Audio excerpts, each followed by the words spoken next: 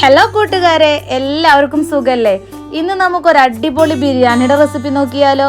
Pressure cooker ഉപയോഗിച്ച് വളരെ പെട്ടെന്ന് തന്നെ തയ്യാറാക്കാൻ പറ്റുന്ന ഒരു അടിപൊളി ചിക്കൻ ബിരിയാണിയുടെ റെസിപ്പി. അപ്പോൾ എന്റെ എല്ലാ കൂട്ടുകാർക്കും ഫുഡി വേവ് കിച്ചന്റെ പുതിയൊരു വീഡിയോയിലേക്ക് സ്വാഗതം. നമ്മുടെ ഈ ചിക്കൻ ബിരിയാണി തയ്യാറാക്കാൻ വേണ്ടി 750 ഗ്രാം ചിക്കൻ ആട്ടാ ഞാൻ എടുത്തിട്ടുള്ളത്. ചിക്കൻ ഫ്രൈ ചെയ്യുന്നതിന് വേണ്ടി ഇതിലേക്ക് 1 ടീസ്പൂൺ അളവിൽ മുളക് പൊടി ചേർത്ത് കൊടുക്കാം. ഇനി ഇതിലേക്ക് 1/2 ടീസ്പൂൺ അളവിൽ കുരുമുളക് പൊടി ചേർത്ത് കൊടുക്കാം. അതുപോലെ തന്നെ ഇതിലേക്ക് 1 ടീസ്പൂൺ അളവിലും മല്ലിപ്പൊടി കൂടി ചേർത്ത് കൊടുക്കാട്ടാ.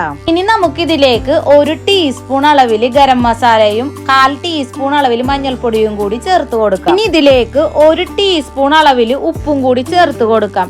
ഇനി അവസാനമായിട്ട് ഇതിലേക്ക് ചേർത്ത് കൊടുക്കുന്നത് 1.5 ടേബിൾ സ്പൂൺ അളവിൽ തൈരാണ്. തൈരും കൂടി ചേർത്ത് കൊടുത്തിട്ട് നല്ല പോലെ ഒന്ന് കൈ വെച്ച് നന്നായിട്ടൊന്ന് മിക്സ് ചെയ്തെടുക്കാട്ടാ. ഇങ്ങനെ മസാല തേച്ച് ചിക്കനെ 2 മണിക്കൂർ ഫ്രിഡ്ജിൽ റെസ്റ്റ് ചെയ്യാൻ വേണ്ടി വെക്കണോട്ടാ. കുറഞ്ഞത് ഒരു 1/2 മണിക്കൂറെങ്കിലും റെസ്റ്റ് ചെയ്യാൻ വേണ്ടി വെക്കണോട്ടാ. എന്നാലേ മസാലകളൊക്കെ നല്ല പോലെ ചിക്കനിലൊന്ന് പിടിച്ച് കിട്ടുള്ളൂ. നമ്മൾ പ്രഷർ കുക്കർ ഉപയോഗിച്ചാണല്ലോ ബിരിയാണി തയ്യാറാക്കുന്നത്. അപ്പോൾ ഒരു പ്രഷർ കുക്കർ അടുപ്പത്തേക്ക് വെച്ചിട്ട് അതിലേക്ക് 1 ടേബിൾ സ്പൂൺ അളവിൽ നെയ്യ് ഒഴിച്ചു കൊടുക്കാം. കൂടെ തന്നെ കുറച്ച് ഓയിൽ കൂടി ഒഴിച്ചു കൊടുക്കാട്ടാ. എണ്ണ നന്നായിട്ടൊന്ന് ചൂടായി വരുമ്പോൾ ഇതിലേക്ക് കുറച്ച് സവാള നല്ല പോലെ ഒന്ന് കനം കുറഞ്ഞരിഞ്ഞെടുത്തത് ചേർത്ത് കൊടുക്കാം. എന്നിട്ട് ഇതൊന്ന് ഫ്രൈ ചെയ്തെടുക്കാട്ടോ. ഇപ്പോ നമ്മുടെ സവാള ഒക്കെ നല്ല പോലെ ഒന്ന് ഫ്രൈ ചെയ്ത് കിട്ടിയിട്ടുണ്ട്. ഇനി ഇത് ഈ എണ്ണയിൽ നിന്ന് കോരിയെടുത്ത് മാറ്റി വെക്കാം.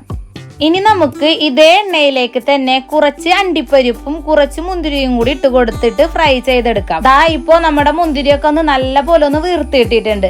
ഇനി ഇത് ഈ എണ്ണയിൽ നിന്ന് നമുക്ക് കോരിയെടുത്ത് വെക്കാം. ഇനി നമുക്ക് ഇതേ എണ്ണയിലേക്ക് തന്നെ ചിക്കൻ ഇട്ട് കൊടുത്തിട്ട് ഫ്രൈ ചെയ്തെടുക്കാട്ടാ.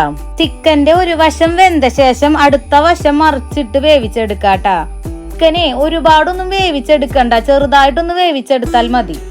ഇപ്പൊ അതാ നമ്മുടെ ചിക്കനൊക്കെ ഒന്ന് ഫ്രൈ ചെയ്ത് കിട്ടിയിട്ടുണ്ട്. ഇനി നമുക്ക് ഇത് എണ്ണയിൽ നിന്ന് കോരിയെടുത്ത് മാറ്റി വെക്കാം. ചിക്കൻ ഫ്രൈ ചെയ്തെടുത്ത ശേഷം ഇതേ ഓയിലിലേക്ക് 1 ടീസ്പൂൺ അളവിൽ നെയ്യ് ചേർത്ത് കൊടുക്കും. ഇനി ഇതിലേക്ക് 4 ഏലക്കയും 4 ഗ്രാമ്പുവും 3 കഷ്ണം കറുകപ്പട്ടയും കൂടി ചേർത്ത് കൊടുക്കാം. എന്നിട്ട് ഇതൊന്ന് ചെറുതായിട്ടൊന്ന് ഇളക്കി കൊടുക്കാട്ടോ. സ്പൈസസ് ഒക്കെ ഒന്ന് ചൂടായി വരുമ്പോൾ ഇതിലേക്ക് 2 മീഡിയം സൈസ് സവാള അരിഞ്ഞെടുത്തത് ചേർത്ത് കൊടുക്കാം. സവാളയും ചേർത്ത് കൊടുത്തിട്ട് നല്ല പോലെ ഒന്ന് ഇളക്കി വഴറ്റി കൊടുക്കാട്ടോ. ഇപ്പോ നമ്മുടെ സവാളയുടെ കളറൊക്കെ ഒന്ന് മാറി ഗോൾഡൻ കളറായി വന്നിട്ടുണ്ട്.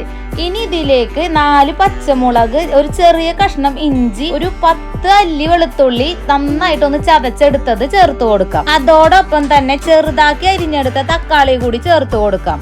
ഇതിലേക്ക് കുറച്ച് കറിവേപ്പില കൂടി ചേർത്ത് കൊടുക്കാം. ഇനി ഒരു 2 മിനിറ്റ് നേരം ഇത് നല്ല പോലെ ഒന്ന് ഇളക്കി വഴറ്റിയെടുക്കാട്ടോ. ഇനി ഇതിലേക്ക് 1/4 ടീസ്പൂൺ അളവിൽ മഞ്ഞൾപ്പൊടിയും 1/4 ടീസ്പൂൺ അളവിൽ ഗരം മസാലയും ചേർത്ത് കൊടുക്കാം. അതുപോലെ തന്നെ 1/2 ടീസ്പൂൺ അളവിൽ മുളക് പൊടിയും 1/2 ടീസ്പൂൺ അളവിൽ മല്ലിപ്പൊടിയും കൂടി ചേർത്ത് കൊടുക്കാം. ഇത്രയും ചേർത്ത് കൊടുത്ത ശേഷം നല്ല പോലെ ഒന്ന് ഇളക്കി വഴറ്റിയെടുക്കാട്ടാ. മസാലയുടെ ഒക്കെ ഒരു പച്ചമണം ഉണ്ടല്ലോ, അത് മാറിക്കിട്ടുന്നത് വരെ വഴറ്റി കൊടുത്താൽ മതിയാകും. ഇപ്പോ മസാലയുടെ പച്ചമണൊക്കെ ഒന്ന് മാറിക്കിട്ടിട്ടുണ്ട്. ഇനി ഇതിലേക്ക് നമ്മ നേരത്തെ ഫ്രൈ ചെയ്ത് മാറ്റി വെച്ചിരിക്കുന്ന ചിക്കൻ ചേർത്ത് കൊടുക്കാം. ചിക്കനും ചേർത്ത് കൊടുത്തിട്ട് മസാലകളെല്ലാം ചിക്കനിൽ പിടിക്കുന്ന വിധത്തിൽ നല്ല പോലെ ഒന്ന് ഇളക്കി മിക്സ് ചെയ്തെടുക്കാട്ടാ.